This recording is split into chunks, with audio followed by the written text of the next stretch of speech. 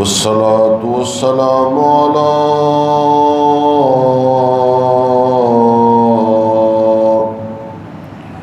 أشرف الأنبياء والمرسلين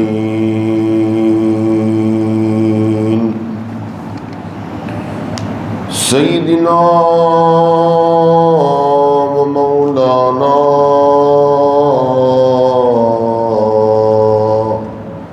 محمد وعلى آله وأصحابه وأهل بيته وعترته أجمعين. أما بعد فأعوذ بالله السميع العليم من الشيطان الرجيم. بسم الله الرحمن الرحيم. قل إن كنتم تحبون الله فاتبعوني يحببكم الله وقال النبي صلى الله تعالى عليه وآله وسلم من عاد لي وليا فقد عاد حرب الله أو كما قال. صدق الله وصدق النبي صلى الله تعالى عليه وآله وسلم. وكل ولي له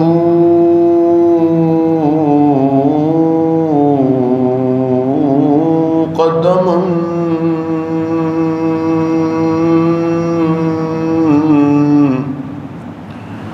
وكل ولي له قدم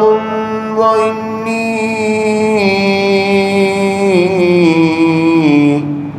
على قدم النبي بدر الكمال.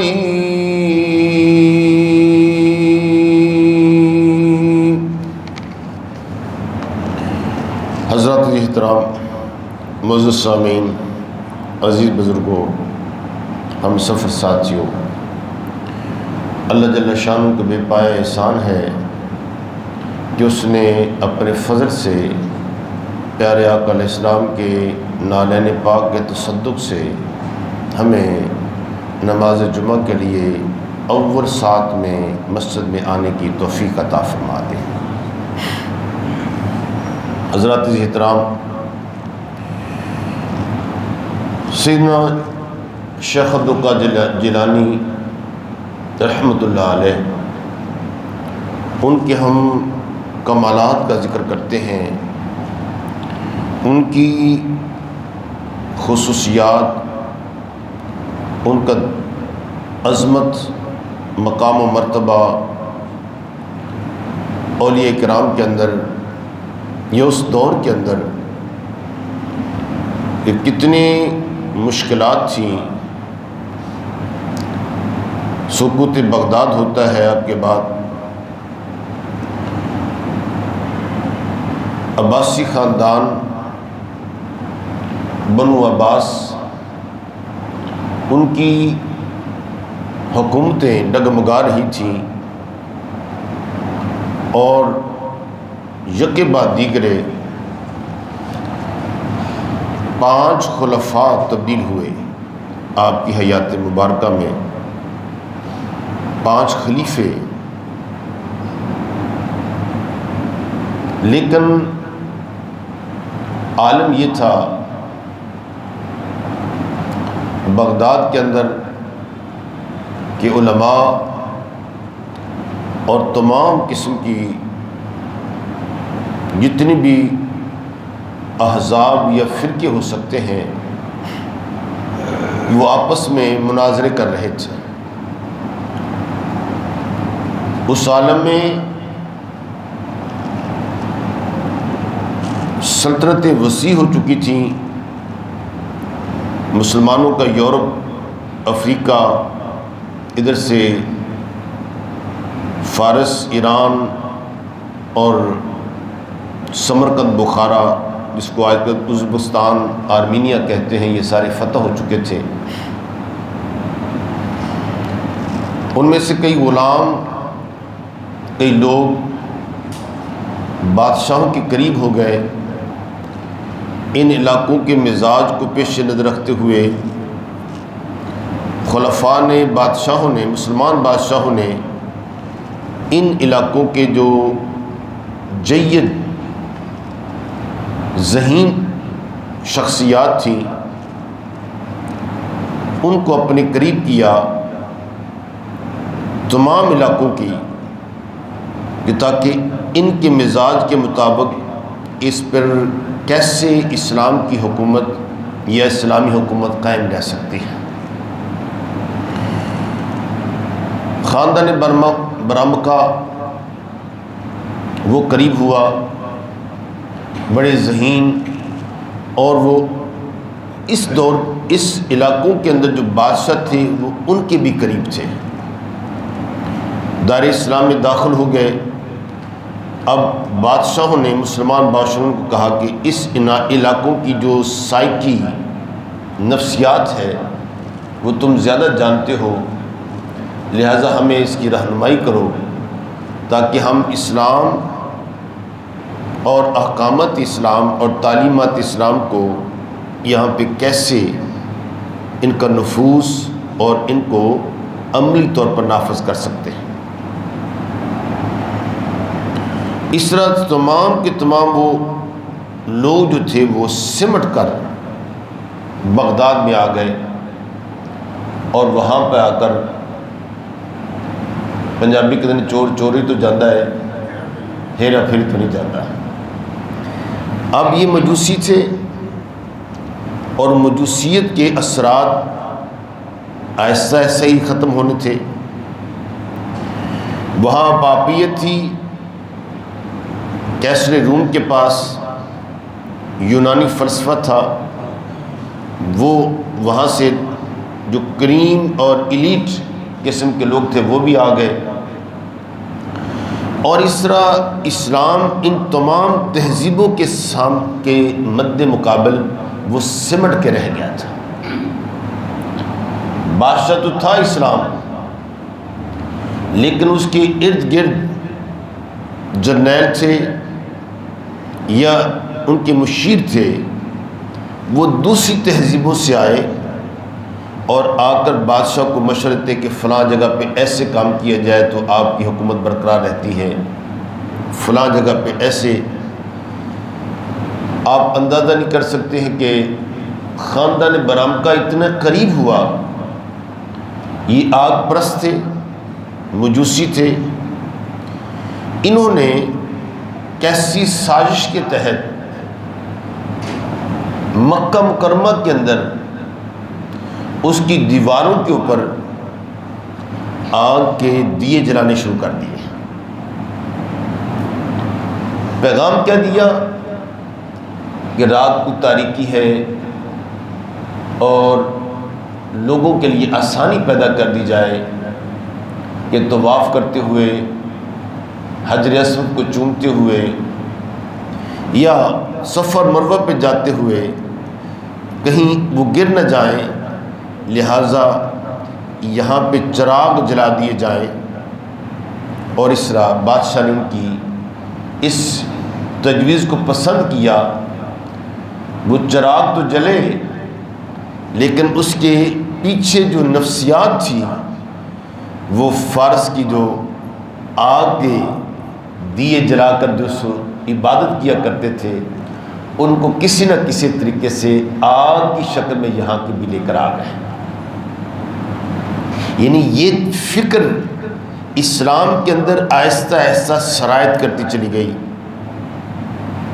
اور یہاں پہ بھی آگ لگنا شروع ہو گئی۔ چنانچہ بعد میں علماء نے فتویٰ دیا کہ یہ تو ہم مجوسیت کو فروغ دے رہے ہیں، لہذا ان چراغوں کو ختم کیا جائے، آگ کے چراغوں کو ختم کیا جائے، اور اس طریقے سے ان کو آہستہ آہستہ اس تہذیب کو بھی بادشاہوں نے اپنے اوپر سے اتارا ہے۔ اس کے برعکس یونان، یورپ کا جو فلسفہ تھا وہ آیا، اور اس میں گریک فلسفی تھی، اور انہوں نے آ کر اسلام کے اوپر حملہ کیا۔ وہاں کے فلسفیوں نے اللہ تعالیٰ کی توحید کے بارے میں دلائل پیش کرو، تو دلائل اس انداز کے ساتھ کہ مسلمان علماء قرآن پاک لے آتے، مسلمان علماء حدیث کو پیش کرتے، کہتے ہمیں قرآن و حدیث نہ سناؤ، ہمیں لاجیکلی طور پر بتاؤ کہ اللہ تعالیٰ کی ذات موجود ہے، تب ہم آپ کی بات کو مانیں گے۔ اب یہ باتیں یقیناً عامت الناس کے لیے تو بہت اپیل کرتی تھیں، کہاں ایک قرآن مجید کی آیت، لیکن وہ کہتا ہے ہم تو قرآن کو مانتے نہیں ہیں، کوئی اور کوئی بات لے کر آؤ۔ اس وقت قرآن کی حقانیت کو، اسلام کی حقانیت کو ثابت کرنے کے لیے کہ جب علماء سارے کے سارے ان کے دلائل ناکام ہو رہے تھے، اللہ تعالیٰ کی ذات نے شیخ عبد القادر جیلانی کی صورت میں ایک ایسا ہیرا کو اسلام کو عطا فرمایا، 5ویں صدی 500 سال کے بعد، کہ انہوں نے جہاں قرآن و حدیث علماء کے دلائل خاموش ہو جاتے تھے، جہاں لاجیکلی تھنکنگ خاموش ہو جاتی تھی کیونکہ بڑے فلسفی تھے، اس وقت اللہ تعالیٰ کی ذات نے عبد القادر جیلانی شیء للہ کو، اللہ تعالیٰ کی ذات نے وہ قوت کرامت عطا کی کہ جو باتوں سے حل نہ ہو جاتی پھر آپ کرامات کا ظہور فرما دیتے تھے۔ یہ تب آپ کی کرامتیں زیادہ ہیں، یہ حالات کا تقاضا تھا اس دور کے اندر کہ جب تک کرامت کا ظہور نہیں ہوتا تھا وہ لوگ مانتے نہیں تھے۔ ان کو منوانے کے لیے جو عقل، لاجک، فلسفہ اور وہ ساری کی ساری تعلیمات جہاں پہ ناکام ہو جاتی، اس وقت اللہ تعالیٰ کا نیک بندہ شیخ عبد القادر جیلانی غوث پاک رحمۃ اللہ علیہ انہونی چیز کو ثابت کر دیتے اپنے خرق عادات اور اللہ تعالیٰ کی عطا کی ہوئی طاقت سے، تو اللہ تعالیٰ تب جا کر اسلام جو ہے وہ اس کو ٹھہراؤ ہوا ہے اور اسلام کی حقانی دنیا کے سامنے مضبوط ہوئی تھی۔ کیونکہ بہت بڑا اعتراض یہ ہوتا ہے کہ آپ صحابہ کرام کی باتیں کرتے ہیں تو صحابہ کرام رضوان اللہ علیہم اجمعین ان کی کرامات کو ذکر نہیں کرتے ہیں، تابعین کا ذکر آتا ہے، یہ 400 سال کے عرصے کے اندر کتنے اولیاء کرام آئے، اور سب اولیاء میں سب سے عظمت والا جو مقام و مرتبہ ہوتا ہے وہ ایک صحابی کو ہوتا ہے، تو صحابہ کے پاس تو کوئی کرامت ہی نہیں آپ بیان کرتے۔ آپ صحابی بڑے ہیں یا غوث پاک بڑے ہیں، یہ اعتراض ہوتا ہے ہم پر، تو کیا جواب دیا جائے گا؟ اس کو بتاؤ اس دور کی ایک تقاضا تھا کہ اگر یہ بیان اپنی کرامات کا اللہ تعالیٰ ان کے ہاتھوں سے صدور اور ظہور نہ کرتا تو دین کو ناکام اور دین مٹ جاتا ہے۔ دین اسلام کی عظمت کو دنیا کے سامنے اس کو ڈومینیٹ کرنے کے لیے اللہ تعالیٰ کی ذات نے کرامات کی نعمت شیخ عبد القادر جیلانی کو عطا فرمائی، اور اس کے ذریعے سے جہاں پہ مادیت اپنے فلسفے لے کر آ رہے تھے، فرمایا کہ ہم فلسفہ نہیں مانتے ہیں، وہ دلائل لے کر آتے تھے۔ فرمایا کہ کیا دلائل مانتے ہو؟ میں کہ ہم بغیر دلیل کے اللہ تعالیٰ کی عطا کردہ قوت سے ہم کرامت کی نعمت سے ہم اسلام کو ثابت کر سکتے ہیں. یہ ضرورت پیش آئی تھی. اور آپ دیکھتے ہیں کہ بیٹھے تھے ایک مرتبہ اور ظاہر کہ اتنا بڑا مجمع، آپ تقریر فرما رہے ہیں. تقریر کرتے کرتے فرمایا ایک چیز جو ہے بار بار منڈلاتی، چیز کو جب بار بار اس کے شور و غوغا کی وجہ سے بار بار لوگوں کی توجہ اوپر جاتی کہ ہم شیخ کے فرمودات کو سننے کے لیے آئے ہوئے ہیں اور یہ چیز بار بار ڈسٹرب کر رہی ہے، تو آپ نے ایسے ہی اس کی طرف نگاہ اٹھائی، فوراً وہ چیز تڑپتی ہوئی آپ کے قدموں پہ آ کر گر جاتی ہے. جب ختم ہوا، درس ختم ہو گیا، لوگ سکون کے ساتھ دیکھ بھی رہے ہیں اور آپ کی اس کرامت کا ظہور بھی ہو رہا تھا کہ جو دین اسلام کے لیے مزاحمت اور رخنہ پیدا کر رہی تھی اس کو آپ نے آنے بعد فرمایا ہم تو دنیا کو اللہ کے دین کی طرف جوڑ رہے ہیں، وہ تفرق تھی اور تو اس کو بکھیر رہی تھی، توجہ اپنی ڈائیورٹ کر رہی تھی.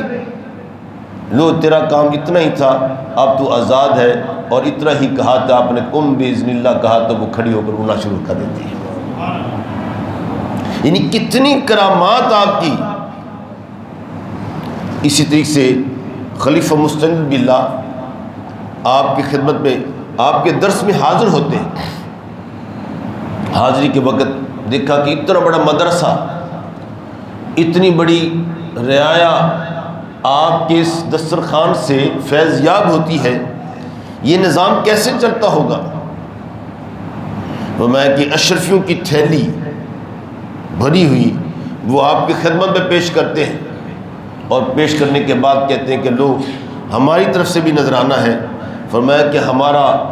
جو پورے سال کا میکنزم نظام ہے وہ مکمل ہو چکا ہے، اب ہمیں کچھ زیادہ پیسوں کی ضرورت نہیں ہے. کتنی استغنا اور کتنی بے پرواہی تھی کہ بادشاہوں کے پیسوں کے اوپر جو توجہ ہوتی ہے. فرمایا کہ کبھی بھی آپ ان کے درباروں میں نہیں جایا کرتے تھے، اتنا استقطاع تھا، بلکہ وہ آیا کرتے تھے آپ کے درباروں کے اندر، اور پیچھے جہاں پہ جگہ ملتی وہاں پہ بیٹھ کر وہ درس غوث اعظم کو سنا کرتے تھے، دین کی تعلیم حاصل کرتے تھے. علماء کی صف پہلے کھڑی ہوتی بیٹھی ہوتی تھی، اس کے بعد دوسرے بعد، اور عامت الناس پیچھے ہوتے تھے. یعنی یہ عالم تھا، اور ہزاروں کی تعداد میں ہوتے تھے، ایک نہیں، 15 نہیں، 10 نہیں، 20 نہیں، ہزاروں کی تعداد میں. اور آپ کا یہ کمال ہے، اتنی تعداد کی تو ہمیں تو سپیکروں کی ضرورت پڑتی ہے. شیخ عبد القادر جیلانی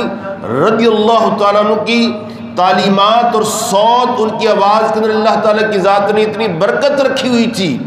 کہ فرمایا کہ جتنا مجمع مرضی بڑا ہوتا آپ کی آواز وہاں تک پہنچ جایا کرتی تھی. یہ آپ کی کرامت تھی. جیسے پیارے آقا علیہ السلام خطبہ حجت الوداع ہے، نبی کی قوت، نبی کی آواز کی قوت دیکھیں. اتنا بڑا مجمع ہے، درمیان میں صرف ایک آدمی تھا، ابو شاہ رضی اللہ تعالیٰ عنہ، جو لکھ بھی رہے تھے اور آپ کی آواز کو 1,00,000 مجمع ہے اس کو پیچھے سنا بھی رہے تھے. صرف ایک درمیان میں تھا. اور اس طرح پیارے آقا علیہ السلام کی آواز پورے 1,00,000 مجمع کے اندر سب کے سب آپ کی آوازوں کو سماعت فرما رہے ہوتے تھے. پیارے ابراہیم علیہ السلام کی آواز کو دیکھو، اس سے کہتے ہیں کیسے سنی جا سکتی ہے. میرا کریم رب قرآن عزیز کے اندر اشارت فرماتا ہے کہ اے ابراہیم، اے میرے خلیل، تم نے اس گھر کو بنا دیا ہے، آواز دو، لوگوں کو پکارو. اب فرمایا کہ یا اللہ کس کو آواز دوں؟ آواز دی کوئی بھی نہیں تھا اس وقت. ہاجرہ تھی، اسماعیل تھے، یا چند لوگ تھے دو. آواز دی کوہ قبیس کے اوپر آواز ٹکرا کر واپس آ جاتی ہے، اے اللہ کوئی میری آواز پہ تو کوئی نہیں آ رہا ہے، کس کو سناؤں؟ اللہ تعالیٰ کی ذات نے ارشاد فرمایا، اے ابراہیم علیہ الصلوۃ والتسلیم، تم صرف آواز دو، آواز دینا تمہارا کام ہے، اس آواز کو پہنچانا ہمارا کام ہے۔ کیسے آواز؟ فرمایا کہ یہی نہیں ہے اس وقت صرف وہاں کے لوگوں کو، فرمایا کہ ہم اس کو آواز کو ایسے پہنچائیں گے کہ قیامت تک آنے والی ماؤں کے پشتوں میں، باپوں کے پشتوں میں یا ماؤں کے رحموں کے اندر اس وقت اور تا قیامت جتنے بھی لوگ ہیں، جو بھی شخص تیری آواز پر لبیک کہے گا ہم آواز کو پہنچائیں گے۔ فرمایا کہ جو شخص تیری آواز پر لبیک لبیک کہتا چلا جائے گا، وہ اس گھر کے اندر عمرہ اور حج کے ساتھ حاصل فرما ڈالے گا۔ یہ اعزاز شیخ سیدنا ابراہیم علیہ السلام کو اللہ تعالیٰ کی ذات نے عطا فرمایا۔ تو آوازوں کو پہنچانا، آج دیکھو وہ ساری کی ساری جہاں پہ بھی بیٹھو مکہ مکرمہ کے اندر کوئی نماز پڑھنے دیکھنا چاہتا ہے تو ساری دنیا ان کی نمازوں کو دیکھ رہی ہے، کہاں پہ ہو رہی ہے۔ یہ نہیں کہتا کہ یہ کیسے ہو گیا، میں کہ آج کی میڈیا کے سارے انسٹرومنٹ نے یہ ثابت کر دیا کہ اگر انسان کی ایک غیر مسلم کی بنائی ہوئی ٹیکنالوجی سے پوری دنیا کے اندر ہم میچ دیکھ سکتے ہیں، حج دیکھ سکتے ہیں، ویڈیو کال کر کے، آڈیو کال کر کے ساری چیزوں کو دیکھ سکتے ہیں، تو میرا کریم رب اپنے نبی کو کیا جو عطا فرمائے گا، کیا وہ غلط ثابت ہو سکتا؟ وہ بھی ثابت ہے۔ اور یہ اس لیے کہ یہ تو آلات ہیں، اور میرا نبی اور میرا رب کریم بغیر آلات کے اللہ تعالیٰ کی ذات اپنے نبیوں کو یہ قوت عطا کرتا تھا، تبھی تو وہ معجزہ، تبھی تو وہ کرامت ہوتی تھی، تبھی تو نبی عالم الاطلاع علی الغیب ہوتا تھا۔ کہ جبریل آتے ہیں، پیغام لے کر آتے ہیں، آنے والے واقعات کے اندر جو ہونے والے واقعات ہیں وہ بھی اللہ تعالیٰ بتا دیتا کہ اے محبوب چلو، آپ کے لیے اللہ تعالیٰ آسانی پیدا فرما دے گا۔ تو حضرات احترام، یہ تمام کی تمام نعمتیں کیسے نصیب ہوئیں ان عظیم لوگوں کو؟ اس میں فرمایا قل ان کنتم تحبون اللہ، اے بندہ مومن، اے مومنو، تم اللہ سے محبت کرنا چاہتے ہو تو سب سے پہلے اللہ تعالیٰ سے محبت کا راستہ ہمیں تم بتا دیتے ہیں، وہ دروازہ مصطفیٰ ہے۔ میرے نبی کی صورت اور سیرت کو اپنا لو، ان کی سنتوں اور ان کے فرامین کی اطاعت کر لو گے، اللہ تعالیٰ تمہیں اپنا محبوب بنا لے گا۔ قل ان کنتم تحبون اللہ، تم اگر اللہ سے محبت کرنا چاہتے ہو، اس لیے لوگوں نے کہا کہ ہم اللہ تعالیٰ سے ملاقات کرنا چاہتے ہیں، تو نبی کو پیچھے سے تھوڑا سا پیچھے کیا کہ سارا کام تو اللہ تعالیٰ کی ذات نے کرنا ہے، تو میں کہ ان لوگوں کو بتا دو کہ نبوت کے دروازے کے بغیر تم اللہ تعالیٰ تک نہیں پہنچ سکتے ہو۔ آج جو سکھ ہے، ہندو ہے یا سنسکرت کو ماننے والے، کنفیوشس کو ماننے والے، ان کا اپنا انہوں نے نبی بنائیے، اپنے طور پر ان کو نبی بنایا ہے گرو نانک کو۔ نہیں، یہ سارے کے سارے انہوں نے کوشش کی اسلام کے مد مقابل، لیکن ناکام ہوئے۔ اسلام کی تعلیمات کو حاصل کیا، ناکام ہوئے۔ ہندوؤں نے بھی، ان میں جوگی سادھو پیدا ہوئے ہمارے مد مقابل، یہ جتنے بھی ہمارے مشائخ اور ولی ہیں ان کا روپ دھارا، لیکن اللہ تعالیٰ کی ذات نے ارشاد فرمایا کہ یاد رکھو دنیا کا کوئی مذہب اس وقت سب سے سچا مذہب کوئی ہو سکتا ہے، وہ صرف اسلام ہے، اور سچے نبی اس وقت جو ہو سکتے ہیں، سچے پیروکار رہنما اور رہبر جو ہو سکتے ہیں، وہ محمد مصطفیٰ صلی اللہ علیہ وسلم کی ذات ہے۔ ختم نبوت پر مہر تصدیق ثبت کر دی۔ قادیانیت، سکھزم ہو، ہندوازم ہو، زرتشت ہو، کتنے بھی لوگ آتے رہیں گے، وہ ساری کی ساری تعلیمات جو ہیں وہ محمد مصطفیٰ سے لے رہے ہیں۔ کوشش کی انہوں نے اپنے آپ کو بنانے کی، لیکن وہ کامیاب نہیں ہو سکے۔ اس لیے آج بھی یاد رکھو، اللہ تک پہنچنا ہے، دنیا کے اندر سارے دروازے بند ہو چکے ہیں، اگر کوئی دروازہ کھلا ہوا ہے تو وہ نبوت کا دروازہ ہے جو تمہیں رب تک پہنچا ڈالے گا۔ اب سینہ شیخ عبد القادر جیلانی رضی اللہ تعالیٰ عنہ کی تعلیمات کا ہم تھوڑا سا خلاصہ بیان کرتے ہیں، جو انہوں نے اپنے بیٹوں کو، اپنی امت کو وصیت کی۔ ایک درس میں بیان کر دیا تھا، لیکن آپ کے سامنے وہ بھی کہ ان کا مقصد کیا تھا، ان کی عظمت ان کی دیکھتے ہیں، ان کے مقام و مرتبہ کو سمجھتے ہیں، وہ لوگوں کو کیا کہتے تھے، وہ کیا بنے اپنے آپ کو، تب اس مقام تک پہنچے۔ آپ فرماتے ہیں، اے لوگو، میں تمہیں وصیت کرتا ہوں کہ تم اللہ تعالیٰ سے ڈرتے رہا کرو، اللہ تعالیٰ سے ڈرتے رہا کرو اور اس کی اطاعت اختیار کرو۔ عمر رضی اللہ تعالیٰ عنہ کی ذات کتنے بڑے عظیم شخصیت، تقریر کر رہے ہوتے، کسی اپنے مد مقابل ان کے جو بھی شخص، کوئی عامل آتا، سیکرٹری اور حکومت کا کرندہ یا کوئی اور آدمی، وہ دیکھ لیتا کہ عمر رضی اللہ تعالیٰ جلال میں آ گئے ہیں اور آپ ان کی عدالت سے اور ان کے کوڑے سے میں بچ نہیں سکوں گا، تو وہ کہتے کہ عمر، اللہ سے ڈر جاؤ، اللہ تعالیٰ احکم الحاکمین ہے، وہ بڑے جلال والا ہے، بڑا قہار و جبار ہے، تم سے بھی بڑھ کر ہے۔ جو ہی یہ کوئی بات کرتا تو فوراً وہ ڈر جاتے ہیں، کہتے خفت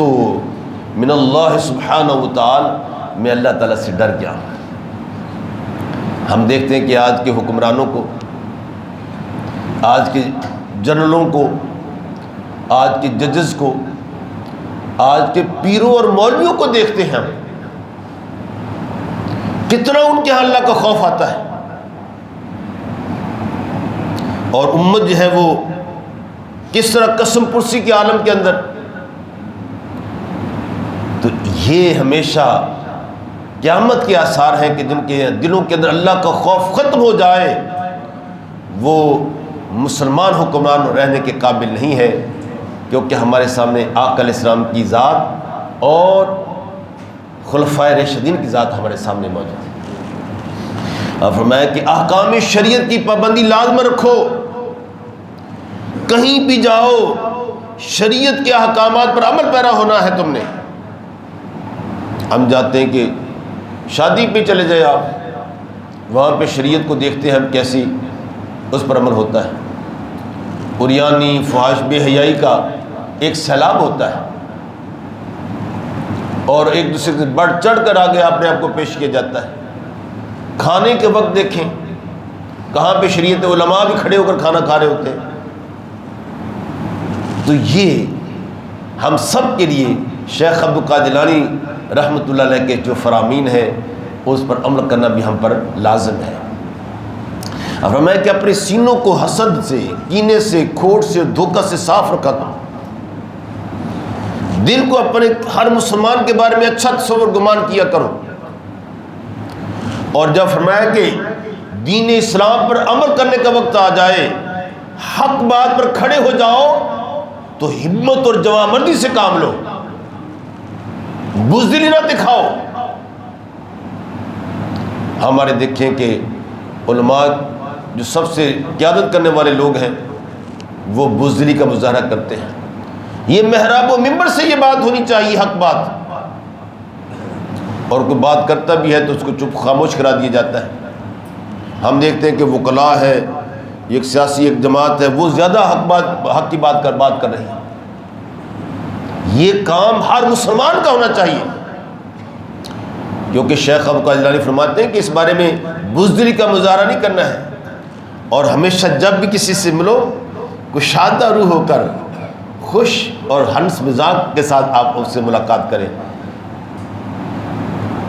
اور فرمایا کہ صدقہ اور خیرات کرتے رہا کرو، کسی کو دکھ پہنچانے سے اپنے آپ کو بچاؤ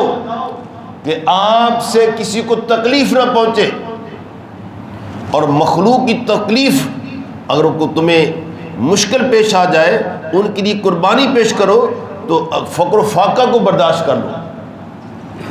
اور فرمایا کہ علماء اور مشائخ کی ہمیشہ عزت و احترام کا لحاظ رکھو، اس سے تم ان کی نہیں عزت کر رہے، آپ کسی عالم دین کی، کسی شیخ کی عزت کرتے ہیں تو دین کی نسبت سے ان کی عزت کرو۔ اور فرمایا کہ اپنے دوستوں سے جھگڑا نہ کرو، ذخیرہ اندازی سے کنارہ کشی کر لو۔ ہم جب بھی کوئی مرحلہ آتا ہے ہم دیکھتے ہیں کہ ماہ رمضان ہی آتا ہے، اس سے پہلے چیزیں بڑھ جاتی ہیں۔ آج کل بھی گوشت بڑھا ہوا ہے، ذخیرہ اندوزی کر لیتے ہیں، چینی کو بلیک میل کرتے ہیں، سیمنٹ ہے، جو بھی ضروریات زندگی ہیں ان کے بارے میں انشاءاللہ کسی جمعہ کے اندر ذخیرہ اندوزوں کے بارے میں جو قرآن عزیز نے، احادیث نے جو فرامین ہیں، اللہ پناہ عطا فرمائے کہ تمہارا رزق جو ہے، جو ہورڈنگ کرنے والے، ذخیرہ اندوزی کرنے والے، ان کا سر حرام میں چلا جاتا ہے، مخلوق کے وہ قاتل بن جاتے ہیں وہ لوگ، اس لیے ان سے بچنا چاہیے۔ لیکن آج ہم کچھ اور چیزیں جو ہیں وہ بیان کرنا چاہتے ہیں، وہ یہ ہے کہ آداب انہوں نے، ان کی کتاب ہے شیخ عبد القادر جیلانی رحمۃ اللہ علیہ کی غنیۃ الطالبین، کیا نام ہے اس کا؟ بولو۔ طالبین جو چاہنے والے ہیں ان کو امیر کر دینے والی بات، ان کو امیر کر دینے والی جو کتاب ہے اس کا نام انہوں نے رکھا ہے غنیۃ الطالبین۔ ان کے اندر جو آداب بتاتے ہیں وہ فرماتے ہیں کہ 10 خصلتیں انسان کو وہ لازمت کرنی چاہیے، بے شمار ہے لیکن آج جو موقع کبھی ہم نے بیان نہیں کیا ہے اس کو میں کہ اس میں سے 5 خصلتیں جو ہیں وہ سر کے ساتھ تعلق رکھتی ہیں۔ 10 خصلتیں ہیں، 10 خصوصیات ہیں مومن کی، ان میں سے 5 جو ہیں وہ آپ کے سر کے اندر ہیں، اور ان کے ساتھ پھر میں کہ سب سے پہلے کہ آپ نے کلی کرنی ہے، جب بھی کھانا کھاؤ بازار سے ہو کر جاؤ فوراً کلی کیا کرو۔ نماز کے اندر پہلے کلی کا حکم دیا گیا، پھر ناک میں پانی ڈالو، بے شمار جراثیم آتے رہتے ہیں لیکن یہ خصلتیں بیان کی ہیں شیخ عبد القادر جیلانی رحمۃ اللہ نے اپنی کتاب غنیۃ الطالبین کے، یہ ساری حدیث کی باتیں انہوں نے اپنے پاس سے نہیں، قرآن و سنت سے جو انہوں نے استنباط کیا، استخراج کیا، وہ مستنبط ہے۔ اور اس کے بعد اگر مسواک کرنی چاہیے انسان کو، یعنی یہی بھی چہرے کے اندر آتی ہے، اور مونچھیں کتروانی چاہیے آپ کو۔ بعض کا لوگ بڑے بڑے مونچھیں رکھ لیتے ہیں، فرمایا کہ داڑھی کو چھوڑنا چاہیے، یہ تمہارے سر کے آداب میں سے ہے۔ اور جن کا جسم کے دوسرے حصوں کے ساتھ الگ ہے ان کے ساتھ یہ ہے کہ آپ کے زیر ناف بال جو ہے، ناف کے نیچے جو بال ہے اس کو 40 دن کے اندر مسافر کے لیے وہ لازماً اس کو ترشوائے، مونڈھے، اور مقیم کے لیے 20 دن کے اندر اندر اس کو 1 مرتبہ اس کی حجامت کرنی چاہیے۔ اس طرح آپ کے جو دوسرے ہیں بغل کے بال، اس کے بارے میں اشارہ فرمایا کہ وہ بھی آپ نے لازماً طور پر اکھیڑنے کا حکم دیا گیا ہے، ان کو بھی آپ نے 20 دنوں کے اندر لازماً 1 مرتبہ آپ نے زیر ناف اور بغل کے بال، اپنی پنجابی کے کچھ دے وال، انہوں لازماً انہوں مونڈنا ہے، اکھیڑنے کا حکم دیا گیا ہے۔ نمبر 3 کے اوپر آپ نے ناخن کاٹنے کا طریقہ کس کو آتا ہے؟ جو شیخ عبد القادر جیلانی نے احادیث کی روشنی میں بیان کیا ہے وہ بھی ہم بتاتے ہیں۔ دوسرے کہ پانی سے استنجا کرو، استنجا اچھے انداز کے ساتھ کرو، اور ختنہ وہ بھی آپ نے لازم کرنا ہے۔ اور آگے فرمایا کہ مونچھوں کے یہ چیزیں، ختنہ یہ جسم کا ایک، اس کے اعضاء کے لیے یہ شیخ عبد القادر جیلانی رحمۃ اللہ نے یہ امت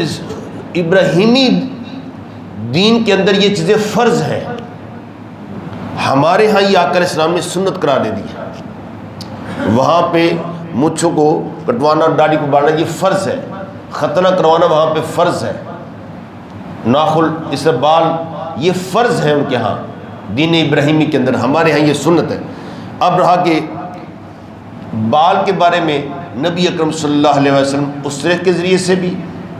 اور آج کے دور کے اندر جو اس دور کے اندر چونا جو تھا اس کے ذریعے سے اپنے ہاتھ سے، یعنی ازواج مطہرات بھی تھیں لیکن سب ازواج مطہرات کہتی ہیں کہ آقا علیہ السلام نے اپنے زیر ناف بالوں کے لیے کبھی ہم سے مدد نہیں لی تھی، بلکہ اپنے ہاتھ سے اس کو یعنی آپ تشوایا کرتے تھے، آپ خود کبھی چونا اور کبھی اسرے کے ذریعے سے۔ البتہ آپ کے یہ جسم کے دوسرے بال جو تھے پنڈلی کے پر، اس میں جو آپ نے پچھنا لگوانا، ٹھینگی جسے کہہ سکتے ہیں، وہ لگواتے تھے، اور اس کے اوپر جو بال جو صاف کرتے تھے وہ آپ چونے کے ذریعے سے سیدنا ابوبکر صدیق رضی اللہ تعالیٰ عنہ وہ آپ کو لگوا دیا کرتے تھے۔ اس طرح بال صفا عورتیں استعمال کرتی ہیں، بندہ بھی استعمال کر سکتا ہے۔ حضرت سوائے نبی اکرم صلی اللہ علیہ وسلم کیا فرمایا کہ سر کو پنجابی کے اندر ٹنڈ جو ہے یہ نہیں کروانی چاہیے، یہ مجوسیوں کی علامت ہے۔ سوائے عمرہ کے اور حج کے آپ نے فرمایا کہ یہ آقا علیہ السلام کی حدیث ہے، فرمایا کہ صرف اس وقت تم نے لازم کروانا ہے یا بچہ جب پیدا ہوتا ہے اس وقت، 3 موقع کے اوپر، یا کسی کے سر میں نقصان ہوتا ہے، خارش وغیرہ ہے یا کوئی ایسی، اس وقت آپ نے کرنا یہ چیزیں لازمن طور پر۔ اور تیسری جو بات میں کرنا چاہتا ہوں ناخنوں کا، فرمایا کہ جمعرات کی عصر کے بعد، کیا جمعرات کی عصر کے بعد یا جمعہ کے دن، کیونکہ صحابہ کرام کی بہت زیادہ اکثریت جو تھی وہ تشریف لاتی تھی آقا علیہ السلام کے پاس جمعہ پڑھنے کے لیے، تو وہاں پہ صحابہ کرام ایک دوسرے کی حجامت کیا کرتے تھے۔ تو جمعہ کے دن بھی حجامت کرنا، ناخن کٹوانا یہ بھی سنت ہے صحابہ کرام کی اور آقا علیہ السلام کی بھی سنت ہے۔ ان چیزوں کو جو جسم کے ان کے بال زیر ناف اور بغل کے بالوں کے علاوہ باقی وہ آپ کے سر کے بال ہیں، داڑھی کو جو آپ کٹواتے ہیں یا سر کے بال ہیں، ان کو آپ لے کر دفنایا کریں۔ آپ شیخ صاحب فرماتے ہیں کہ یہ بھی تمہارے جسم کا ایک حصہ ہے، ان کو قبرستان کے اندر اپنے وائٹ پیپر کے اوپر جو ٹیشو پیپر ہے اس کے اندر وہاں پہ پھینک دیا جائے یا اس کو وہاں پہ زمین کے نیچے دفنا دیا جائے، تو یہ شیخ عبد القادر جیلانی رضی اللہ تعالیٰ عنہ غنیت الطالبین فرماتے ہیں کہ میں اپنے مریدین کو یہ نصیحت کرتا ہوں۔ ناخن کاٹنے کے بارے میں یہ کبھی یہ بات بتائی نہیں، لیکن فرمایا کہ اس کو الٹی ترتیب کے ساتھ ایسے نہیں چلنا آپ نے۔ فرمایا کہ سب سے پہلے اس کو آپ دائیں ہاتھ کی درمیانی انگلی ہے اس کا ناخن تراشیں، پھر اس کا، پھر اس کا، پھر اس کا، پھر یہ تمام کے تمام ناخن کاٹنے کے بعد آخر میں یہ آپ اپنے اس انگوٹھے کا، دائیں انگوٹھے کو، اس کو آپ ناخن تراشیں، اور اس کے ناخن جو ہے جو بچ جاتے ہیں ان کے بارے میں فرمایا کہ ان کو بھی دفنا دیا جائے۔ اب یہ بھی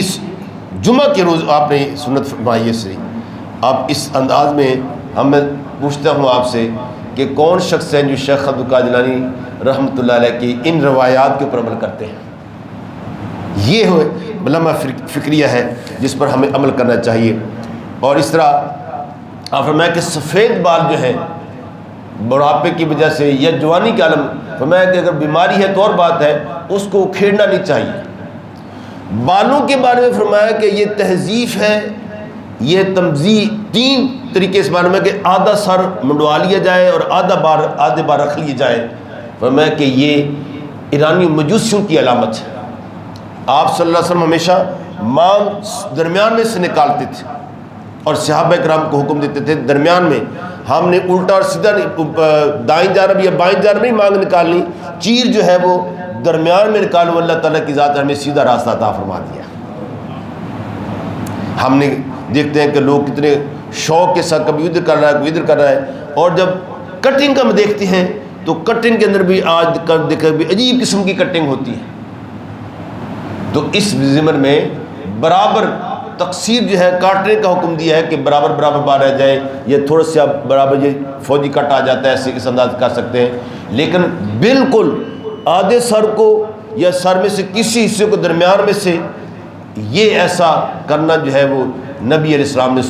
اس سے منع فرمایا، کہ شیخ عبد القادر جیلانی نے اپنی کتاب غنیت الطالبین میں اس لیے ہمارے لیے رہنمائی فرمائی ہے۔ وقت ہوا چاہتا ہے اللہ تعالیٰ ہماری یہ حاضری قبول فرمائے۔ وآخر دعوانا الحمدللہ رب العالمین۔